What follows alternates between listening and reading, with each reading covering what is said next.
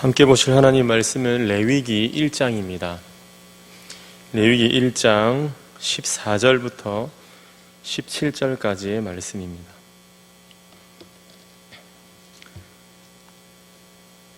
구약 성경 147페이지에 있습니다. 레위기 1장 14절부터 17절까지의 말씀입니다. 우리 4절 말씀이니까 14절부터 17절까지 우리 한 목소리로 이 시간을 합독하도록 하겠습니다. 함께 읽겠습니다. 시작.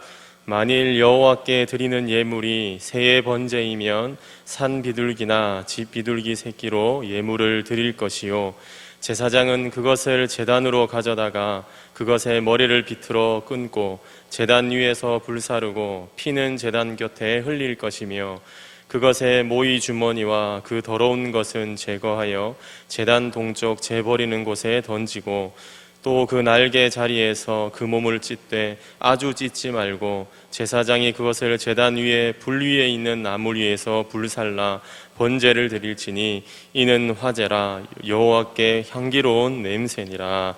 아멘. 사랑과 풍성하신 하나님 감사합니다. 오늘 이 시간도 말씀 앞으로 우리를 불러주시니 참으로 감사합니다. 하나님 주시는 말씀으로 위로함을 받고 은혜를 경험하여서 남은 3일간의 삶도 믿음으로 승리하며 살아갈 수 있는 하나님, 그런 결단이 있는 믿음의 시간 될 수 있도록 인도하여 주시옵소서. 하나님께서 은혜를 베풀어 주실 줄로 믿고 감사드리며 살아계신 예수님의 이름으로 기도합니다. 아멘. 이 시간에 함께 인사했으면 좋겠습니다. 우리 가정에서는 사랑하는 가족들과 인사해 주시고, 이 현장에서는 우리 앞뒤 좌우로 이렇게 인사하겠습니다.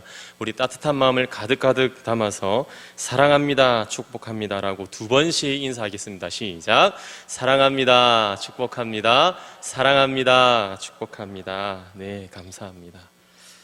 박호연이라는 초등학생이 공짜라는 시를 지었습니다. 제가 읽어드리겠습니다. 제목 공짜. 박호연 선생님께서 세상에 공짜는 없다고 하셨다. 그러나 공짜는 정말 많다. 공기 마시는 것 공짜, 말하는 것 공짜, 꽃향기 맡는 것 공짜, 하늘 보는 것 공짜, 나이 드는 것 공짜, 바람 소리 듣는 것 공짜, 미소 짓는 것 공짜, 꿈도 공짜, 개미 보는 것 공짜. 자, 여러분 어떠십니까?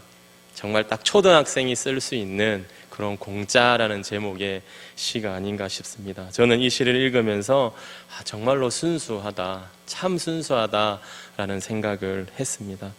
박호연 초등학생의 이 시 내용처럼 어쩌면 우리 삶에서 참 많은 것들이 공짜가 아닌가 그렇게 생각해 보게 됩니다.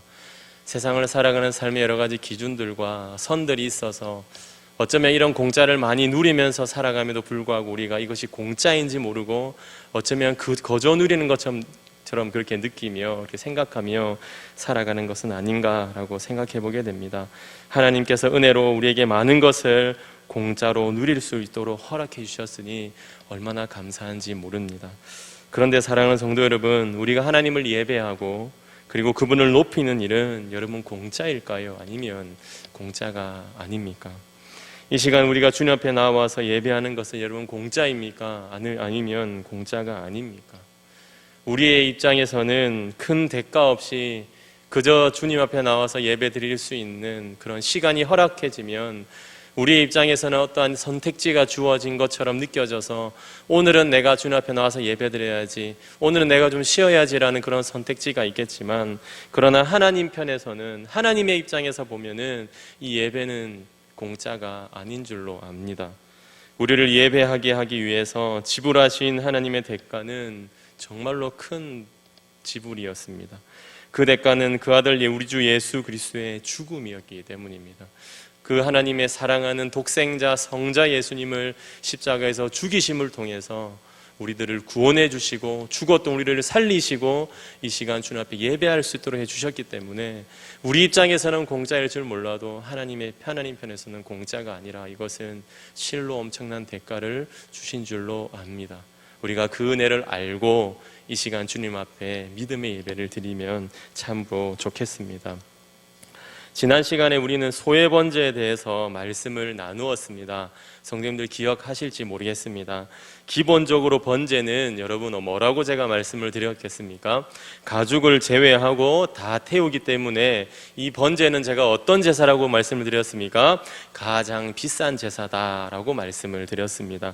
게다가 소외 번제는 소라고 하는 이 제물이 제물 중에서 가장 비쌀 뿐만 아니라 이 제물 중에서도 수컷만을 사용해야 됐기 때문에 어마어마한 비용이 들어가는 그런 비싼 제사임에 틀림없습니다.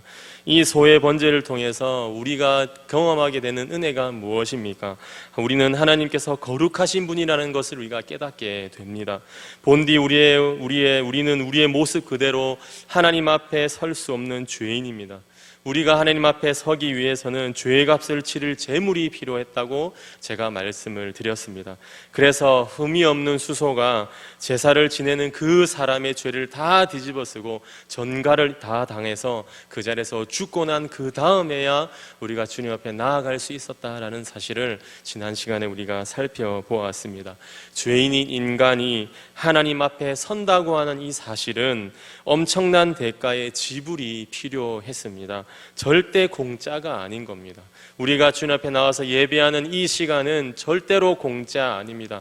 하나님께서 그의 아들 예수 그리스도를 죽이시는 그 결과로 휘장의 문을 다 열어주셨기 때문에 단번에 드려지는 그 제사 때문에 우리가 주님 앞에 나와서 예배를 드릴 수 있게 된 것입니다. 흠이 없는 수소가 죄인인 인간을 위하여 죽었던 것처럼, 그래서 그 제사 지내는 사람이 하나님 앞에 나아갈 수 있었던 것처럼, 그것과 동일하게 우리의 죄를 위해서 예수 그리스도께서 십자가에 달려 죽으셨다는 사실이 오늘 우리 마음 가운데 강하게 새겨져야 되는 줄로 압니다. 아무런 흠도 죄도 없는 예수님께서 바로 나를 위해서 죽으셨습니다. 우리는 나의 공로가 아닌 그분의 공로로 하나님 앞에 나아갈 길을 얻게 된 줄로 압니다. 제사를 드린다는 것은, 사랑하는 성도 여러분, 제사를 드린다는 것은 하나님께 나아갈 길이 없는 우리를 위해서 하나님께서 마련하신 은혜로운 방법 중에 방법이었습니다. 제사를 드릴 수 있다는 것 자체가 놀라운 은혜였습니다. 이 제사 제도가 없었다고 한다면 구약 그 당시에 어떻게 이 사람이, 죄인이 주님 앞에 나아갈 수 있었겠습니까? 하나님께서 제발 좀 나 앞에 와서 예배 드려라, 내가 길을 열어주겠다라고 주셨던 하나님의 은혜의 방편이 아닌가 그렇게 봅니다. 사랑하는 성도 여러분, 오늘 이 시간 우리가 드리는 이 예배가 거저 드리는 것이 아니라 놀라운 하나님의 은혜임을 주님 앞에 고백하며 이 시간 주님 앞에 말씀 가운데 나아가기를 주님의 이름으로 축복합니다. 아멘. 오늘 우리가 함께 살피기를 원하는 제사는 바로 세의 번제입니다. 세의 번제는 우리가 앞서 살펴보았던 것처럼 소의 번제와는 너무나도 당황스러울 만큼 많이 다릅니다. 왜냐하면 세의 번제와 소의 번제가 강조하고 있는 그 지점이 다르기 때문입니다. 지점이 다릅니다. 사실 번제의 본래 의미는 어떤 겁니까? 소의 번제가 더욱더 잘 드러냅니다. 세의 번제는 매우 예외적인 것이었습니다. 그러나 이 예외적인 이 세의 번제의 이 조항들이 하나님께서 얼마나 은혜로운 분이신지를 우리에게 너무나도 정확하게 설명해 주고 있습니다. 세의 번제를 우리가 읽으면서 14절부터 17절의 이 본문을 우리가 오늘 읽어가면서 가장 당황스러운 점은 무엇인가 하면 레위기 1장 2절의 번제물의 목록에 이 세의 번제에 대한 언급이 전혀 없다는 사실입니다. 그런 언급이 전혀 없이 오늘 본문에 세의 번제가 등장하고 있다는 점입니다. 레위기 1장 2절은 이렇게 말씀합니다. 너희 중에 누구든지 여호와께 예물을 드리려거든 가축 중에서 소나 양으로 예물을 드릴지니라입니다. 여러분 뭐라고 말씀하셨습니까? 여호와께 예물을 드리려거든 가축 중에서 소나 양으로 예물을 드리라고 분명하게 레위기 1장 2절에서 말씀하고 있는 겁니다. 여기에 새는 존재하지 않습니다. 다시 말해 세의 번제는 매우 예외적인 제사였다는 것입니다. 번제의 본래 뜻과는 어울리지 않는 모습, 그러나 이 예외적인 이 제사, 이 세의 번제를 통해서 하나님께서 얼마나 섬세한 분이시며 하나님께서 얼마나 크신 은혜를 우리에게 주시는 분이신지를 우리는 오늘 본문을 통해 볼 수 있습니다. 그렇다면 성도 여러분, 번제의 본래 뜻은 무엇입니까? 우리가 앞서서 이미 살펴보았던 것처럼 번제는 매우 비싼 제사라고 말씀을 드렸습니다. 소의 번제는 최고로 비싼 제사입니다. 왜 그렇습니까? 수컷을 사용해야 했습니다. 그리고 흠이 없어야 했습니다. 10절에서 등장하는 가축대의 양이나 염소의 번제도 마찬가지입니다. 양을 드리는 것도 염소를 드리는 것도 마찬가지였습니다. 수컷을 사용해야 했고 흠이 없어야 했습니다. 그러니 이 소를 제외하고 양을 드리든 염소를 드리든 어떤 제사입니까? 굉장히 비싼 제사임에 틀림없는 것입니다. 그렇다면 하나님께서 얼마나 거룩하신 분이신지를 오늘 이 세 번제를 통해서 우리에게 말씀해주고 있을까요? 하나님께서 얼마나 거룩하신 분이신지, 그리고 하나님께 나아가기 위하여 얼마나 큰 대가가 필요한 것인지를 상징하는 제사가 바로 번제이며, 오늘 이 세 번제는 하나님께서 우리에게 주셨던 은혜 중에 최고의 은혜를 우리에게 주시는 그런 본문입니다. 하나님께 나아가기 위한 본래의 대가에 비하면 흠이 없는 수소라고 하더라도 너무나도 부족할 것이고, 아무리 좋은 비싼 수소를 주님 앞에 드리면서 그렇게 예배한다 할지라도 아무런 의미가 없을 것입니다. 흠이 없는 소를 태우는 번제는 하나님과의 관계가 매우 비싼 것임을 우리에게 알려줍니다. 귀한 것임을 알려주고 있습니다. 그들의 제사와 우리의 예배가 세상의 다른 어떤 것과도 비교하기 힘들 만큼 소중한 것임을 우리에게 알려주고 있습니다. 그러니 성도 여러분, 이 예배라고 하는 사실은, 우리가 예배에 나와서 주님을 만나는 예배의 시간은 그저 단순히 우리의 시간이 허용되기 때문에 오는 예배의 시간이 아니라는 사실입니다. 우리에게 어떠한 선택지가 주어진 것이 아니라 우리가 마땅히 이 시간을 주님 앞에 거룩히 구별하여 드려야 되는 귀한 예배의 자리라는 사실입니다. 사랑하는 성도 여러분, 이토록 비싼 번제의 제사에서 하나님께서 왜 이 세 번제를, 목록에도 없는 세 번제를 14절부터 17절에 언급하시면서 지금 우리들에게 들려주고 있는 것입니까? 하나님께서는 참여할 수 없는 자들이 참여하도록 은혜로운 예외 조항을 허락해 주신 겁니다. 본디 번제는 매우 비싼 제사입니다. 그러나 하나님은 제물의 값을 감당할 수 없어서 감히 주님 앞에 나와서 예배할 수 없는 자들을 위해서 길을 열어주신 배려의 하나님이신 겁니다. 새해 번제는 하나님의 이러한 은혜로운 모습을 너무나도 잘 드러내주고 있습니다. 돈 많은 사람만 주님 앞에 나와서 드릴 수 있는 그런 번제 아닙니까? 소의 번제는 그런 것 아니겠습니까? 당시에 돈이 많은 사람만이 소의 번제 드릴 수 있는 거 아니겠습니까? 가난한 사람이 이 소의 번제 한번 드리려면 어떻게 해야 되겠습니까? 얼마나 많은 세월을 몇 년 며칠을 모아야지만이 주님께 드릴 수 있는 것이 소의 번제 아니었겠습니까? 오늘 본문에 등장하는 새는 성도 여러분 비싸지 않습니다. 이 새는 비싸지 않습니다. 이 제물은 정말로 쉽게 구할 수 있는 그런 제물입니다.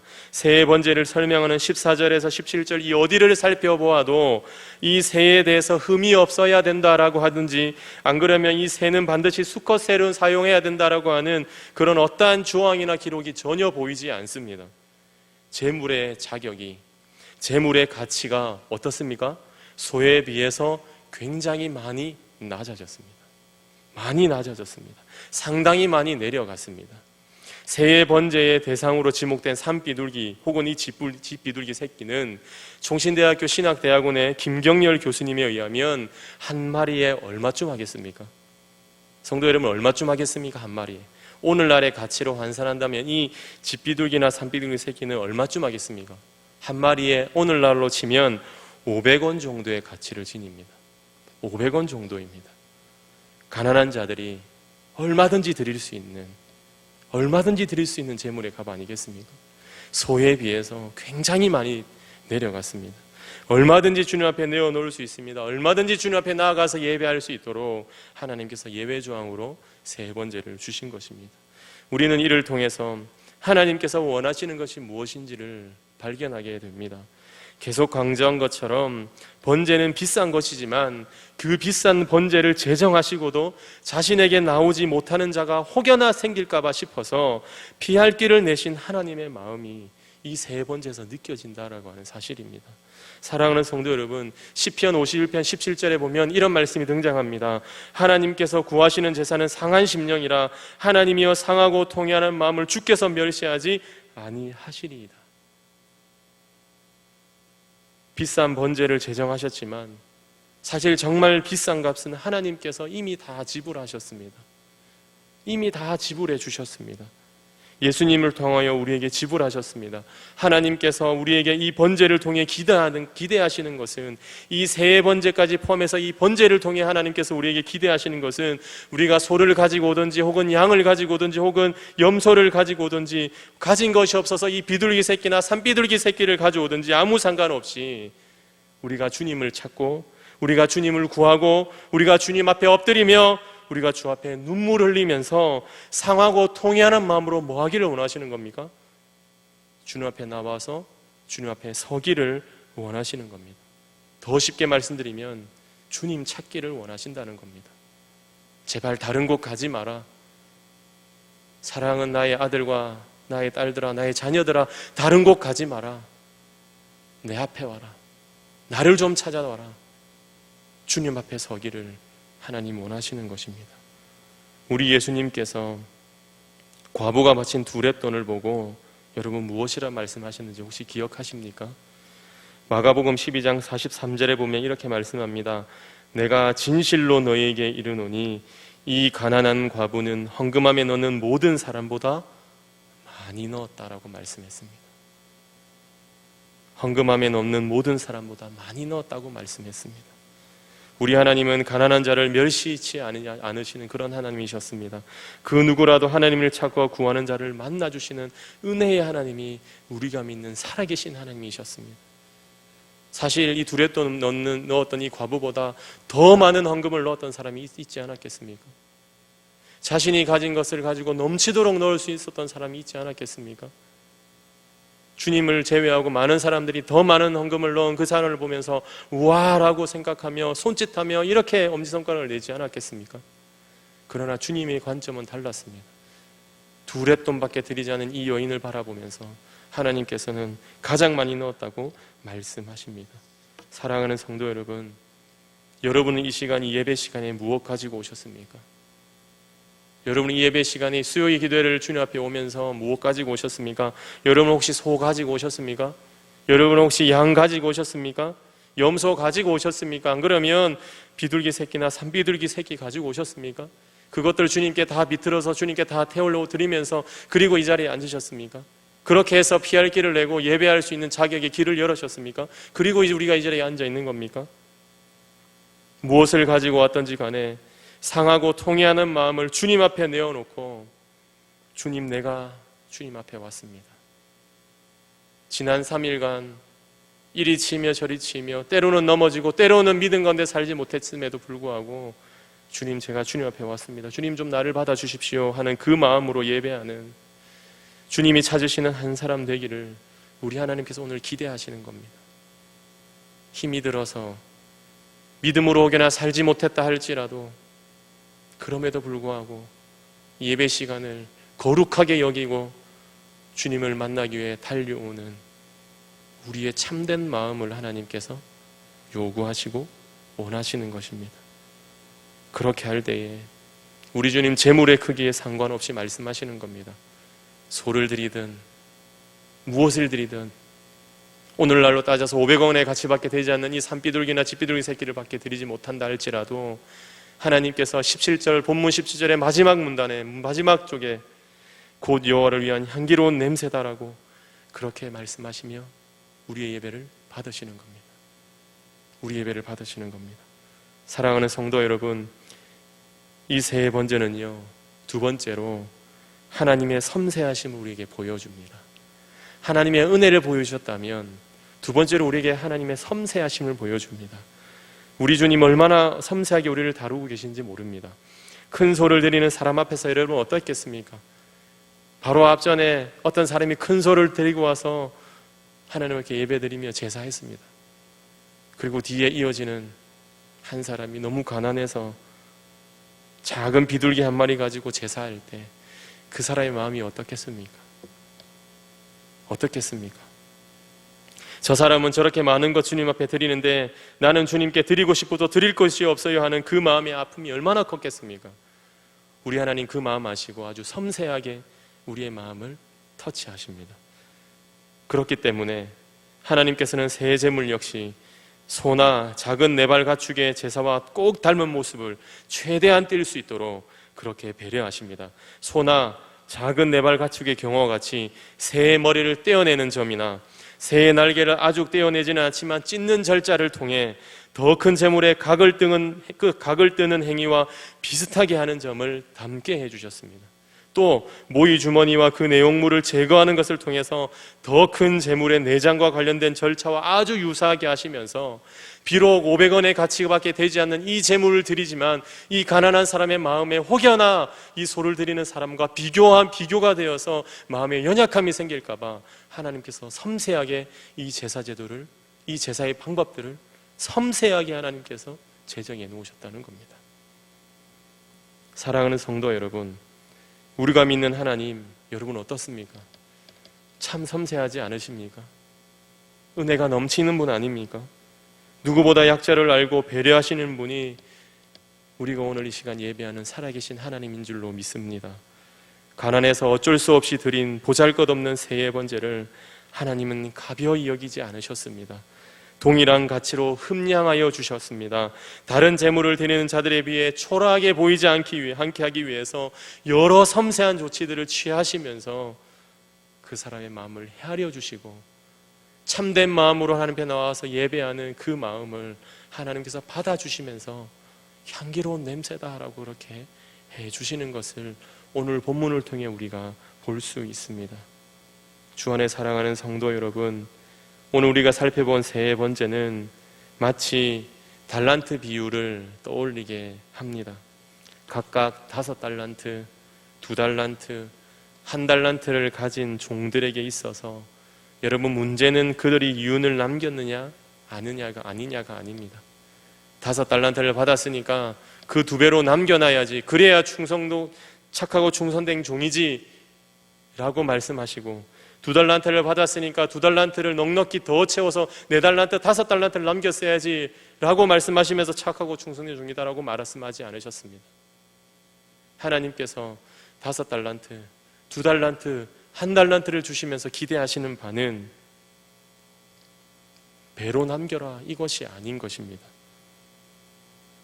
여러분, 중요한 것은 하나님께서 각자에게 주신 달란트를 가지고 착하고 충성된 종으로 사느냐, 안 그러면 악하고 게으른 종으로 사느냐 하는 거기에 핵심이 있는 겁니다. 하나님께서는 결국 우리가 드리는 제물의 덩치를 보시지 않는다는 의미입니다. 각 사람은 각자 능력이 되는 대로 하나님 앞에 나아가면 되는 것이었습니다. 소를 꼭 드려야 되는 것이 아니라 우리의 마음에 참된 마음을 가지고 500원의 가치밖에 되지 않는 이 비둘기를 가지고 주님 앞에 나아간다 할지라도 하나님께서는 이 제물을 가벼이 여기지 않고 아주 고가로 받으시면서 우리의 제물, 우리의 제사를 받으시는 분이기 때문입니다. 달란트의 비유에서도 마찬가지로 하나님께서는 달란트의 개수를 보시거나 얼마나 많은 이윤을 남겼느냐를 보시지 않습니다. 이 달란트를 받아들고 악하고 게으른 종이 되어서 땅에 그저 묻어두고 그대로 1달란트를 드리는 것이 아니라 1달란트를 받든 2달란트를 받든 5달란트를 받든 그것과 상관없이 나에게 주어진 대로 하나님 앞에서 최선을 다해서 삶을 믿음 가운데 살아갔느냐 안 살아갔느냐를 주님 보시는 것입니다. 우리 하나님의 진짜 관심은 우리가 얼마나 하나님과의 관계를 열망하느냐 하는 것에 있다는 사실입니다. 열망이 있는 자가 자신의 힘에 닿는 것을 가지고 나아올 때 하나님은 그것이 어떤 가치가 있든 간에 그것을 다 귀하게 여기십니다. 하나님께서는 하나님을 열망하며 드려 찾아오는 모든 제사에 대해서 하나님께서는 여호와를 위한 향기로운 냄새로 다 받아주시는 것입니다. 우리의 지난 3일간의 삶이 죄로 얼룩졌고 믿음으로 살지 못했으며 복음으로 살지 못했다고 혹할지라도 상하고 통해하는 심령을 가지고 하나님 나를 좀 용서해 주시고 저의 삶을 붙잡아 주십시오라는 그런 상하고 통해하는 마음, 참된 마음으로 주님 앞에 왔다면 오늘 예배 시간에 하나님께서 우리의 마음을 새롭게 하시는 줄로 믿습니다. 사랑하는 성도 여러분, 이제 말씀을 맺으려고 합니다. 무엇 가지고 주님 앞에 여러분 나아오셨습니까? 주님께 무엇 드리기를 여러분 원하고 계십니까? 주님 앞에 아무것도 내어놓을 것이 없는 우리가, 자격 없는 우리 죄인이 주님 앞에 참되게 내어드릴 것이 있다고 한다면 다른 것에서 찾는 것이 아니라 어디에서 찾아야 하는 겁니까? 우리의 마음을 주님 앞에 내어놓는 것입니다. 우리의 마음을 하나님께 드리는 겁니다. 우리의 마음을 하나님께 다 드리면서 주님 한 분으로 만족하며 살며 이 땅에서 아무것도 없다 할지라도 그래도 넉넉히 누리는 하나님의 그 이름 하나로 이 땅을 살아가는 그 힘을 우리는 이 마음을 주님 앞에 드리면서 예배하면서 우리가 가지게 되는 것입니다. 온 마음을 다해 주님 사랑하고 그분 앞에 나아가기를 열망하는 우리를 그 신음소리 하나라도 결코 외면하지 않으신다고 주께서 세 번째를 통해 우리에게 드러내 보여주셨습니다. 많은 것 드리지 않아도 작은 것 드려도 우리 주님 우리의 마음을 아시고 우리의 마음을 받아주시는 살아계신 하나님인 줄로 믿습니다. 사랑하는 성도 여러분, 주 안에 사랑하는 성도 여러분, 그러니 여러분 오늘도 내일도 우리의 삶의 전생애가 이 놀라운 주님의 은혜 앞에 나아가서 풍성함과 만족함을 누리는 성도, 참된 마음을 주님께 향기로운 냄새와 같이 올려드리는 그런 성도, 성동의 모든 가족들이 다 되시기를 사랑과 은혜가 풍성하신 우리 주님의 이름으로 간절히 축복합니다. 기도하겠습니다. 사랑과 은혜가 풍성하신 살아계신 하나님 아버지, 무엇을 주님께 가져오든지 상관없이 우리의 마음을 원하시는 주님 앞에 믿음의 제사, 믿음의 삶을 올려드리는 우리 모두가 되게 하여 주옵소서. 남은 3일간의 삶 속에서도 동일한 고백과 삶으로 살아 주님의 마음을 시원하게 하는 성동의 모든 성도들이 다 될 수 있도록 우리 주님 인도하여 주옵소서. 감사드리며 살아계신 예수님의 이름으로 기도합니다. 아멘.